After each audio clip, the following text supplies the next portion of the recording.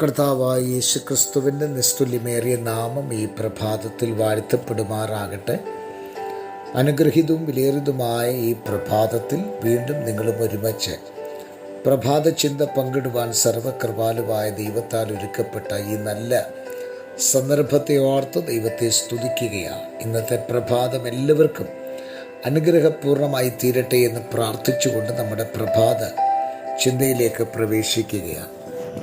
കഴിഞ്ഞ ദിവസം നമ്മൾ ചിന്തിച്ച് നടത്തിയ ആ പോയിന്റിൻ്റെ ബാക്കി ഭാഗം, അതായത് 1000 ആണ്ട് വാഴ്ച എന്തുകൊണ്ടാണ് എന്നുള്ളതാണ്. അതിൽ ഒന്നാമത്തെ പോയിൻ്റായിട്ട് കഴിഞ്ഞ പ്രഭാതത്തിൽ ഞാൻ പറഞ്ഞു നിർത്തിയത് യേശു ക്രിസ്തു രാജാവായിരിക്കും എന്നുള്ളതാണ്. ഇന്നത്തെ അതിൻ്റെ രണ്ടാമത്തെ പോയിൻ്റ് പിശാച് ബന്ധിക്കപ്പെടും എന്നുള്ളതാണ്. നമുക്കറിയാം, ഇന്ന് സകല ലോകവും ദുഷ്ടൻ്റെ അധീനതയിൽ കിടക്കുകയാണ്.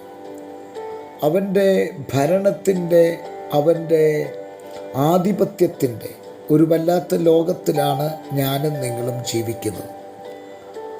പൈശാചിക ശക്തി അവിടവിടങ്ങളായി പ്രബലപ്പെട്ടുകൊണ്ടിരിക്കുമ്പോൾ മാനവജാതിയെ ഒന്നടങ്കം വിഴുങ്ങുവാൻ അവൻ കച്ചകെട്ടി ഇറങ്ങുമ്പോൾ ഈ പ്രഭാതത്തിൽ പറയട്ടെ, യേശുക്രിസ്തു ഭരിക്കുന്ന രാജ്യത്തിൽ പിശാചിൻ്റെ സകല ആധിപത്യങ്ങളെയും അവൻ്റെ തന്ത്രങ്ങളെയും അവൻ്റെ മന്ത്രങ്ങളെയും അവൻ്റെ സകല ശക്തികളെയും ബന്ധിക്കുന്ന ഒരു വർഷമാണ് 1000 ആണ്ട് വാഴ്ചക്കാലം എന്ന് പറയുന്നത്. എന്തുകൊണ്ടാണ് പിശാചിനെ 1000 ആണ്ട് കാലത്ത് ബന്ധിച്ച് യേശുക്രിസ്തുവിൻ്റെ രാജാധിരാജ്യത്വം ഇവിടെ സ്ഥാപിക്കപ്പെടുന്നത്?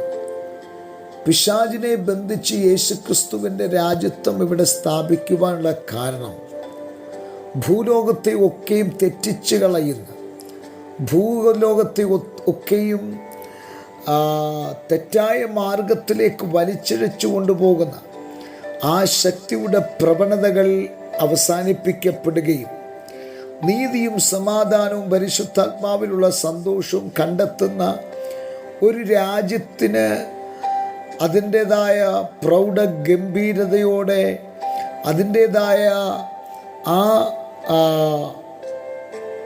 വ്യക്തിപരമായ ആ കാഴ്ചപ്പാടോടുകൂടെ നീങ്ങേണ്ടതിനാണ് ഇവിടെ സഹസ്രാബ്ദ വാഴ്ചയിൽ, 1000 ആണ്ട് വാഴ്ചയിൽ പിശാചിനെ ബന്ധിക്കുന്നത്. അവൻ്റെ തേർവാഴ്ച നടത്താതിരിപ്പാൻ, അവൻ്റെ സ്വാധീനം ജനത്തിൽ ഉണ്ടാകാതിരിപ്പാൻ, അവൻ്റെ ഭരണകാലഘട്ടത്തിൻ്റെ ആ അതിശയിപ്പിക്കുന്ന, നമ്മെ ദുഃഖത്തിലാഴ്ത്തുന്ന അങ്ങനെയുള്ള സന്ദർഭങ്ങൾ 1000 ആണ്ട് വാഴ്ചയിൽ ഉണ്ടാകാതിരിപ്പാൻ പിശാചിനെ ക്രിസ്തു ബന്ധിക്കുകയാണ്. ഇനി മൂന്നാമത്തെ പോയിൻ്റായിട്ട് പറയാനുള്ളത് വിശുദ്ധന്മാർ ക്രിസ്തുവിനോടൊപ്പം വാഴും എന്നുള്ളതാണ്. സഹസ്രാബ്ദ വാഴ്ചയിലെ ഏറ്റവും വലിയ കാതലായൊരു വിഷയം, വിശുദ്ധന്മാർ ക്രിസ്തുവിനോടുകൂടെ വസിക്കുകയാണ്. എവിടെയാണ് വസിക്കുന്നത്? യെരുശലേമിൽ വസിക്കുകയാണ്. എത്ര കാലം? 1000 ആണ്ട് കാലഘട്ടം ക്രിസ്തുവിനോട് കൂടെ വസിക്കുകയാണ്. അപ്പോൾ ക്രിസ്തുവിനോടുകൂടെ വസിച്ചാലുള്ള ഗുണങ്ങൾ എന്തൊക്കെയാണ്? അവിടെ ദുഃഖമില്ല, മുറവിളിയില്ല, കണ്ണുനീരില്ല, ശോകമുഖമായ യാതൊരുവിധമായ അന്തരീക്ഷങ്ങളുമില്ല. അങ്ങനെ ഒരു അറ്റ്മോസ്ഫിയറാണ് കർത്താവ് ഈ 1000 ആണ്ട് വാഴ്ചയിൽ നമുക്ക് വേണ്ടി ഒരുക്കുന്നത്. ഇന്നിവിടെ പലതും നമുക്ക് അനുഭവിപ്പാനുണ്ട്. ഇവിടെ പലരുടെയും നിന്ദകളും അപമാനങ്ങളും ഒക്കെ ഏൽക്കാറുണ്ട്. എന്നാൽ 1000 ആണ്ട് വാഴ്ചയിൽ നമുക്കെതിരെ വിരൽ ചൂണ്ടുവാൻ, നമുക്കെതിരെ ഒരു ശബ്ദം ഉയർത്താൻ ഇവിടെ ആരെയും ദൈവം അനുവദിക്കില്ല.